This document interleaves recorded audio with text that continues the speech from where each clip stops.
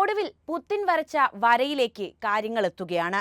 കഴിഞ്ഞ 3 വർഷക്കാലമായി നീണ്ടുനിന്ന റഷ്യ ഉക്രൈൻ യുദ്ധത്തിന് പരിസമാപ്തി കുറിക്കാൻ സെലൻസ്കി പുത്തിനോട് സംസാരിക്കാൻ തയ്യാറാണെന്ന് അറിയിച്ചിരിക്കുന്നു. പശ്ചിമേഷ്യയ്ക്ക് പിന്നാലെ യൂറോപ്പിലും സമാധാനത്തിന്റെ പ്രാവുകൾ പറന്നു തുടങ്ങിയിരിക്കുന്നു. ഇനിയും കളിച്ചാൽ ആണവായുധം പോലും എടുക്കാൻ മടിയില്ലെന്ന് പറഞ്ഞ പുത്തിനു മുന്നിൽ അടിപതറിയ യൂറോപ്യൻ രാജ്യങ്ങളും അമേരിക്കയുടെ പുതിയ പ്രസിഡന്റ് ട്രംപും അതിനായി കരുക്കൾ നീക്കി.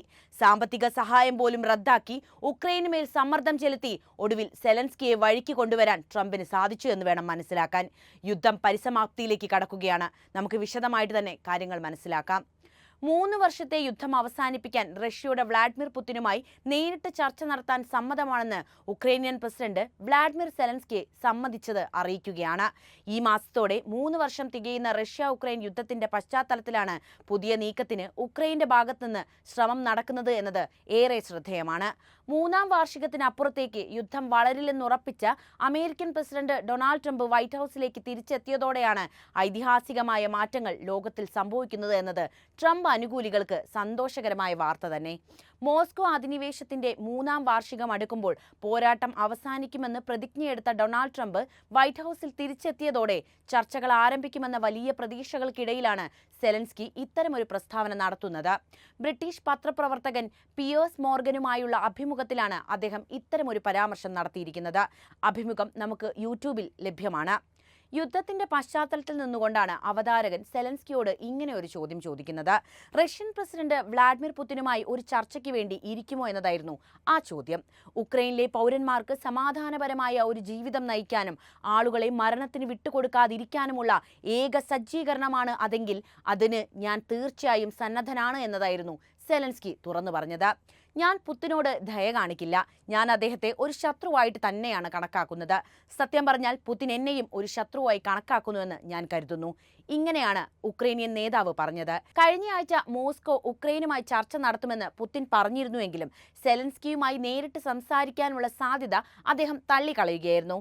സാധ്യമായ ചർച്ചകൾക്ക് മുൻപ് യുദ്ധക്കളത്തിൽ ഒരു നേട്ടം കൈവരിക്കാൻ ഇരു രാജ്യങ്ങളും ശ്രമിച്ചിട്ടുമുണ്ട്. റഷ്യൻ സൈന്യത്തെ പിടിച്ചു നിർത്താൻ കീവ് പാടുപെടുകയാണ്. റഷ്യയ്ക്ക് നഷ്ടപ്പെട്ട ചില പ്രദേശങ്ങൾ ഉക്രൈന് തിരികെ ലഭിക്കാൻ സാധ്യതയില്ലെന്ന് സെലൻസ്കി സമ്മതിക്കുകയും ചെയ്തു.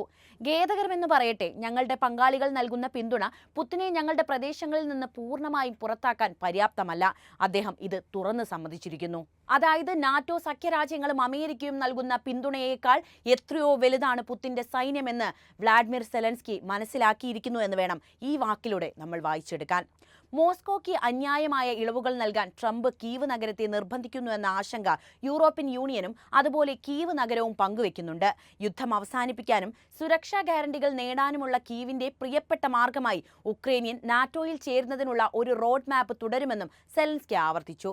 ശരിക്കും പറഞ്ഞാൽ റഷ്യ എന്ന മഹാരാജ്യത്തെ തോൽപ്പിക്കാൻ തക്ക ഒന്നും തന്നെ ഉക്രൈന് കൈവശമില്ലെന്ന കാര്യം വ്യക്തമായിട്ട് അറിയുന്ന വ്യക്തിയാണ് ഉക്രൈനിയൻ പ്രസിഡന്റായ വ്ളാഡിമിർ സെലൻസ്കി.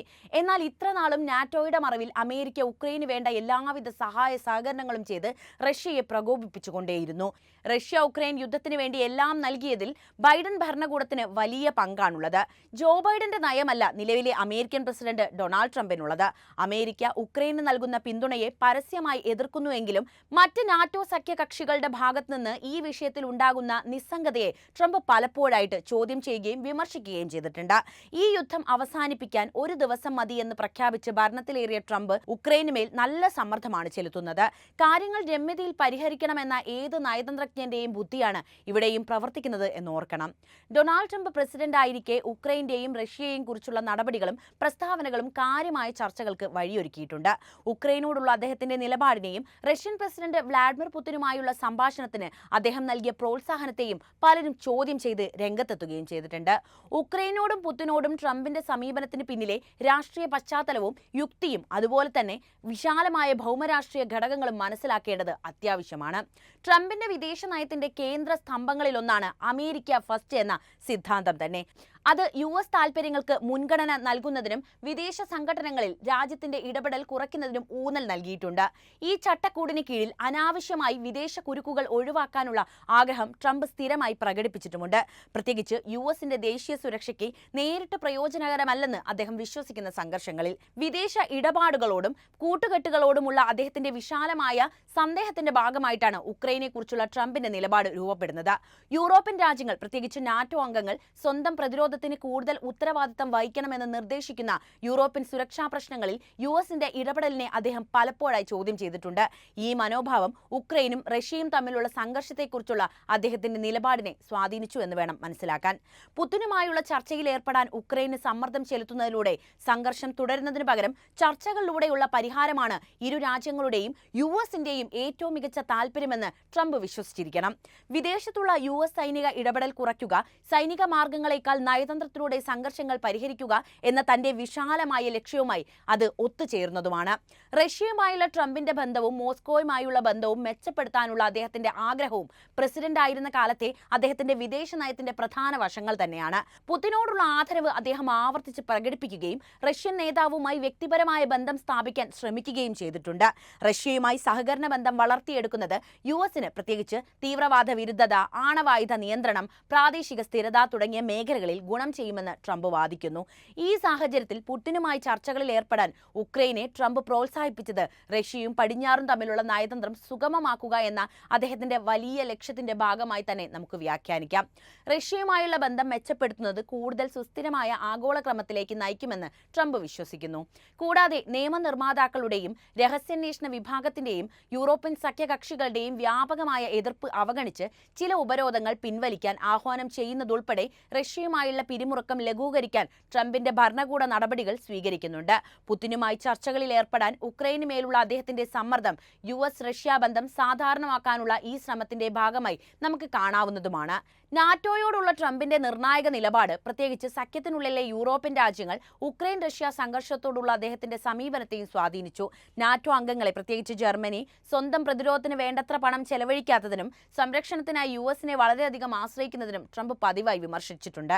നാറ്റോയുടെ ഭാരം പങ്കിടുന്നത് USനോട് അന്യായമാണെന്ന് അദ്ദേഹത്തിന്റെ ഭരണകൂടം സ്ഥിരമായി വാദിച്ചു. പ്രാദേശിക സുരക്ഷയ്ക്ക് യൂറോപ്യൻ രാജ്യങ്ങൾ കൂടുതൽ ഉത്തരവാദിത്തം ഏറ്റെടുക്കണമെന്ന് ട്രംപ് പലപ്പോഴും സൂചിപ്പിച്ചിട്ടുണ്ട്. ഇക്കാര്യത്തിൽ ട്രംപ് റഷ്യയുമായുള്ള ഉക്രൈന്റെ സംഘർഷത്തെ USന്റെ നേരിട്ടുള്ള ആശങ്കയേക്കാൾ ഒരു യൂറോപ്യൻ പ്രശ്നമായി കണ്ടിരിക്കണം. പുതിനുമായി ചർച്ച നടത്താൻ ഉക്രൈനെ പ്രോത്സാഹിപ്പിക്കുന്നതിലൂടെ USൽ നിന്നോ നാറ്റോയിൽ നിന്നോ കനത്ത ഇടപെടൽ കൂടാതെ റഷ്യയെയും ഉക്രൈനെയും സ്വന്തമായി ധാരണയിലെത്താൻ അനുവദിക്കുന്ന ഒരു പ്രമേയത്തിനായി ട്രംപ് പ്രേരിപ്പിച്ചിരിക്കാം. യൂറോപ്പിലെ US ഇടപെടൽ കുറയ്ക്കാനും യൂറോപ്പിന്റെ സ്വന്തം സുരക്ഷാ ആശങ്കകൾ കൈകാര്യം ചെയ്യുന്നതിൽ കൂടുതൽ സജീവമായ പങ്കുവഹിക്കാൻ യൂറോപ്പിനെ പ്രോത്സാഹിപ്പിക്കാനുമുള്ള അദ്ദേഹത്തിന്റെ ആഗ്രഹവുമായി ഇത് സംയോജിച്ച് പ്രവർത്തിക്കും. USും റഷ്യയും തമ്മിലുള്ള പിരിമുറുക്കം ലഘൂകരിക്കാനുള്ള അദ്ദേഹത്തിന്റെ ആഗ്രഹം ട്രംപിന്റെ നിലപാടിനെ കൂടുതൽ സ്വാധീനിച്ചിരിക്കണം. പാശ്ചാത്യ സ്ഥാപനത്തിൽ പലരും എതിരാളികളായി കാണുകയും എന്നാൽ ആഗോള ഭൗമരാഷ്ട്രീയത്തിലെ പ്രധാന കളിക്കാരുമാണ് ഇരുവരും എന്നോർക്കണം. ഉക്രൈൻ റഷ്യയുമായി ചർച്ചയിൽ ഏർപ്പെടുകയാണെങ്കിൽ അത് റഷ്യയും പടിഞ്ഞാറും തമ്മിലുള്ള വിശാലമായ നയതന്ത്ര പുരോഗതിക്ക് ഒരു തുറന്ന വഴി സൃഷ്ടിച്ചേക്കാം. ഇത് ആഗോള സമാധാനത്തിനും സ്ഥിരതയ്ക്കും ഗുണകരമാണെന്ന് ട്രംപ് കരുതുന്നു. 2016 US പ്രസിഡന്റ് തെരഞ്ഞെടുപ്പിലെ റഷ്യൻ ഇടപെടലിന്റെ തുടർച്ചയായ സൂക്ഷ്മ പരിശോധനയാണ് ഉക്രൈനോടും റഷ്യയോടുമുള്ള ട്രംപിന്റെ സമീപനത്തെ സങ്കീർണമാക്കുന്ന മറ്റൊരു ഘടകം. റഷ്യൻ ഇടപെടലിനെ കുറിച്ചുള്ള അന്വേഷണങ്ങൾ ട്രംപിന് റഷ്യൻ ഉദ്യോഗസ്ഥരുമായുള്ള ബന്ധത്തെക്കുറിച്ചും പുതിൻ അദ്ദേഹത്തെ സ്വാധീനിച്ചിട്ടുണ്ടോ എന്നും ചോദ്യങ്ങൾ ഉന്നയിച്ചു. റഷ്യയെ രൂക്ഷമായി വിമർശിക്കാനുള്ള ട്രംപിന്റെ വിമുഖതയും പുതിനോടുള്ള ആദരവിന്റെ ആവർത്തിച്ചിട്ടുള്ള പ്രകടനങ്ങളും റഷ്യൻ സർക്കാരുമായുള്ള അദ്ദേഹത്തിന്റെ ബന്ധത്തെക്കുറിച്ചുള്ള സംശയങ്ങൾക്ക് ആക്കം കൂട്ടി. ട്രംപിന്റെ ചില വിമർശകർ പുതിനുമായി ഇടപഴകാൻ ഉക്രൈന് മേലുള്ള അദ്ദേഹത്തിന്റെ സമ്മർദ്ദം റഷ്യയുമായുള്ള അദ്ദേഹത്തിന്റെ ബന്ധവുമായി ബന്ധപ്പെട്ട വ്യക്തിപരമോ രാഷ്ട്രീയമോ ആയ പ്രേരണകളാൽ സ്വാധീനിക്കപ്പെട്ടിരിക്കാമെന്നും വാദിക്കുന്നുണ്ട്.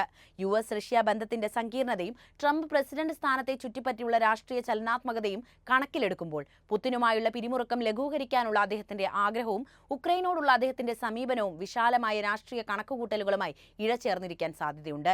US ഉക്രൈന് നൽകുന്ന സാമ്പത്തിക സഹായം പോലും നിർത്തിവെച്ച് ഉക്രൈനെ സമാധാന ചർച്ചകളിലേക്ക് നയിക്കുന്ന അമേരിക്കൻ സൈക്കോളജിക്കൽ മൂവ്മെന്റ് എന്തായാലും കൊള്ളാമല്ലേ? ഈ വിഷയത്തിൽ നിങ്ങളുടെ അഭിപ്രായം അറിയാൻ താല്പര്യമുണ്ട്. ഉടനെ തന്നെ കമന്റായിട്ട് രേഖപ്പെടുത്തുക. ഒപ്പം വീഡിയോ ഒന്ന് ലൈക്ക് ചെയ്യാനും കൂടുതൽ ആളുകളിലേക്ക് ഇതെത്താൻ ഒന്ന് ഷെയർ ചെയ്യാനും പ്രത്യേകം ശ്രദ്ധിക്കുമല്ലോ.